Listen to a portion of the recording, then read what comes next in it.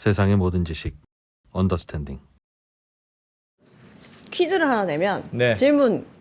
2020년 1월에는 60이었는데 2020년 1월에는 60이었는데 약 4년 반이 지난 지금은 음. 880인 게 뭘까요? 4년 전엔 60이었는데 지금은 880. 네. 뭐 무슨 올 급등한 종목입니까? 무슨 급등 종목?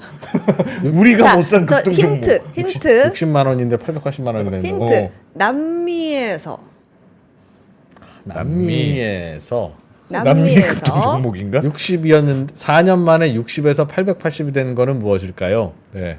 100배가 된 10배 이상 늘어난 거네? 60에서 880. 2% 흰머리 뭐 이런.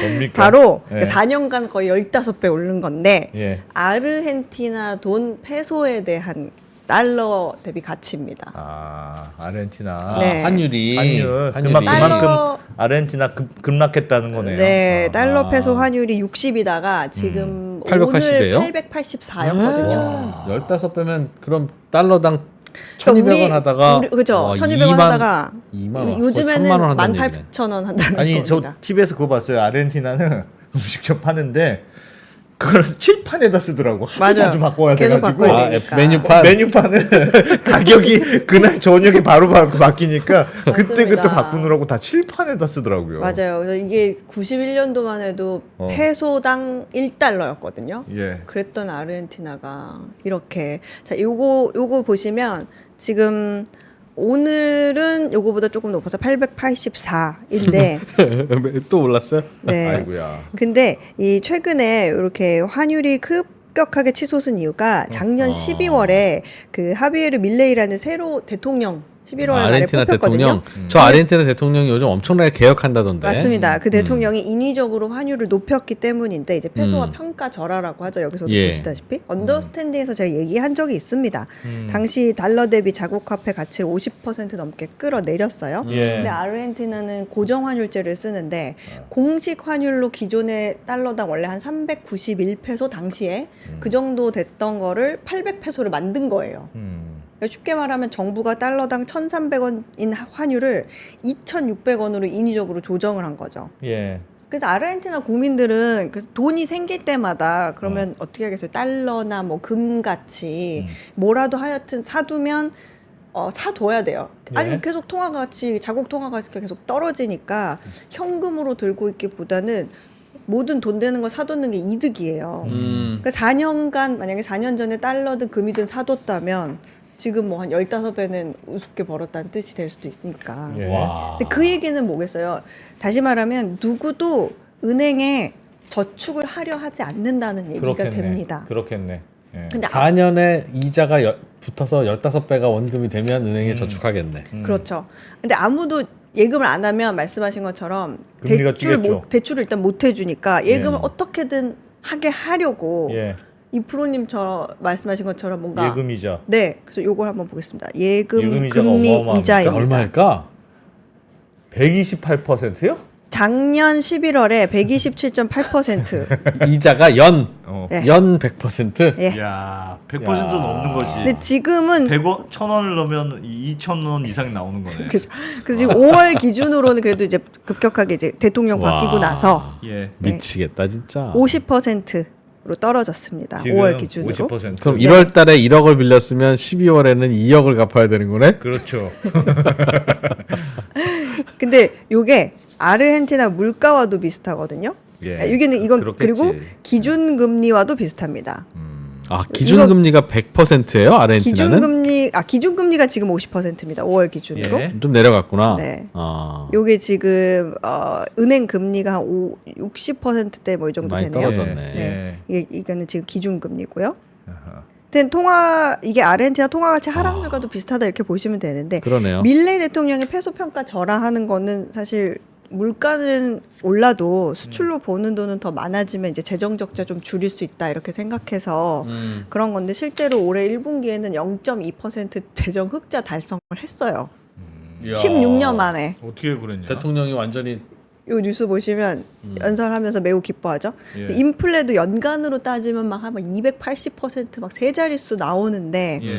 그래도 뭐 월간으로 따지면 올해 초부터 좀 잡히기 시작해서 3월에 뭐 전월 대비 11%뭐 이랬고 지금 며칠 전에 나온 기사인데 도시 물가 상승률은 이제 월 단위로 했을 때는 한 자리로. 한 자릿수로 오. 네, 전체도 지금 한 자릿수 예상하고 어떻게 있습니다. 저렇게 잡았지? 근데 이런 상황에서 아르헨티나에 주목할 만한 뉴스가 또 하나 나왔는데 예. 10,000페소짜리 지폐를 새로 발행한다는 거예요. 우리 돈으로 하면 15,000원 정도 되거든요. 예. 요 뉴스인데 저러면 더 요렇게 생긴 거를 인플레를 더 자극하는 거 아닌가? 요렇게 생긴 거를. 근데 재밌는 게 뭐냐면 작년에 2,000페소 새로 발행했어요. 예. 최고 고액권으로. 네. 초고액권으로. 근데 그게 그때 2,000페소 할 때는 아유 뭐 그렇게 큰 돈을 또 이렇게 만들고 그래. 뭐 이렇게 필요해. 그랬는데 1년 만에 벌써 10,000페소짜리 10,000페소짜리 나와야 되고. 근데 당연한 게 1년 사이에 물가가 지금 4배 넘게 올랐잖아요. 아, 그러네. 근데 우리는 뭐 최고 고액권이 5만 원권인데 얘는 만 원이 최고 고액권이니까. 근데 우리도 진짜 지금 비싼 요 기사 거네. 하나 더 보시겠어요? 연말에 2만 페소짜리 또 나올 수 있다고 합니다. 아, 또 나온다? 네. 근데 지금 아르헨티나에 20페소짜리 지폐도 있어요. 우리 돈으로 따지면 30원짜리. 예. 아, 옛날에는 그게 큰 돈이었는데. 20페소, 50, 100, 뭐 200, 500, 1000, 2000. 근데 이번에 10,000페소까지 한 8장의 지폐가 있어요. 근데 아르헨티나 이걸 어떻게 좀 잘 와닿게 설명을 드리려고 고민해봤더니 아르헨티나 이제 빅맥 세트. 네. 빅맥 세트 하나에 5,300페소 정도 하거든요. 근데 만약에 이거를 500페소짜리로 낸다. 그러면은 이제 막 가만히 있어봐요. 막 한놈, 두식이, 석삼, 너구리, 오징어.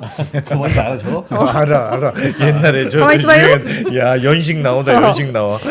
근데 예? 이게 현지 상점들이 현금 거래를 또 선호하기 때문에 네. 이제 작은 거 하나 살 때 그 정도면 이제 큰 거 뭐 산다 그러면 이제 야. 여기 있어요 이렇게 하고 이제 보집 내려놔야 되는 네. 겁니다. 근데 원래 사실 아르헨티나 앞에도 잠깐 말씀드렸지만 이 정도 아니었잖아요. 예. 1980년대에는 1인당 소득이 한국의 5배 정도. 와, 그렇게 잘 살았어요? 네. 근데 왜 이렇게 됐어요? 80 몇 년에요? 80년에. 80년에. 1980년에. 그래, 그때 그 엄마 찾아 산말리 그게 전두광.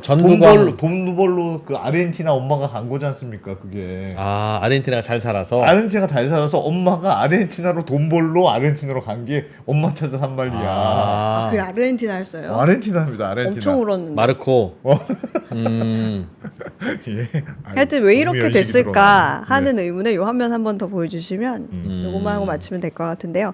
그 미국이 분석한 내용들을 가지고 예. 외교부가 이런 정리를 해준 게 옛날에 있었어요. 근데 요 내용 정리해준 걸 보면 결정적인 원인은 두 가지가 있는데 고정 환율제를 사용한다는 거. 그리고 과거에 노동시장 개혁에 실패했다는 거. 요거를 좀 아르헨티나가 왜 잘 살던 아르헨티나가 왜 저렇게 됐냐? 왜 저렇게 됐을까? 요 두 가지를 꼽았는데 그 나라가 보통 이제 잘 되려면 여러 가지가 있지만 외국인들의 자본이 좀 많이 들어오면 그렇지. 좋잖아요. 잘 들어와야 되잖아요. 그러면 그 나라의 모든 게 효율적이고 투자 친화적이 돼야 되는데 그래서 보통 뭐 규제를 잘 없애려고들 하죠. 그런데 아르헨티나는 노동시장 개혁에 이제 실패해가지고 외국인의 자본이 빠져나가기 시작한 게 위기의 시작이라는 분석이에요. 그러니까 외국인 투자자들이 입장에서 내가 아르헨티나에 투자를 해서 하고 있는데 야 아르헨티나 상품이나 이런 게 제품 경쟁력이 없네 이런 생각이 들었어요. 그러면 일단 들어왔으니까 비용이라도 줄여야 될 거 아니에요. 예. 네. 비용을 줄일 수 있는 방법이 뭐가 있죠? 비용이 뭐 사람은 다른. 월급을 깎아야지. 그죠? 월급을 깎거나 아니면 뭐 환율이 좀 오르면 페소화 가치가 떨어지니까 아, 내가 같은 값이라도 내가 좀 들여간 돈이 적어지잖아요. 그렇죠. 예. 그러니까 월급으로 나간 돈이 줄잖아요. 음. 그런데 아까 말씀드렸지만 아르헨티나는 페소화를 자율 환율로 놓지 않고 고정 환율제로 놨죠. 아, 그동안. 네. 그러니 그 환율로 인해서 경쟁력 떨어지는 비용을 걸 줄일 수 있는 방법은 어. 없어요. 그럼 그렇다고 월급을 갑자기 확 월급을 깎아버려요? 깎거나. 그거는 어렵죠. 아, 왜 그랬을까? 왜 고정 환율로 그렇게 고집했을까? 그래서- 환율이 올라가면 최소한 뭐가 여러 가지 힘들더라도 또 수출이라도 좀 잘 되고 그래야 되는데. 그런 선순환이 있어야 되는데 네. 고정환율제로 하니까 그냥 망가지는 게 그냥 직격타로 맞은 거군요. 네. 그래서 뭐 그런 원인으로 분석이 된다라는 게 여기의 내용이었습니다. 아르헨티나. 네. 아, 수입품이 많아서 고정 환율제를 하면 수입을 무조건 싼 값에 한다. 그런 컨셉이었을까요? 모르겠네. 왜 고정 환율제를 했는지. 그러니까 고정 환율을 해야 사실은 수입품의 가격이 안정되죠. 안정되고 물가 잡으려고 아마 음. 그랬을 거예요. 그러니까 이거 어쩔 수 없지. 물가 잡으려고 고정 환율을 하면 수출이 안 돼. 수출 되려고 환율을 좀 자유롭게 뛰든가 평가절하를 시켜놓으면 물가가 안 잡혀. 물가가 올라.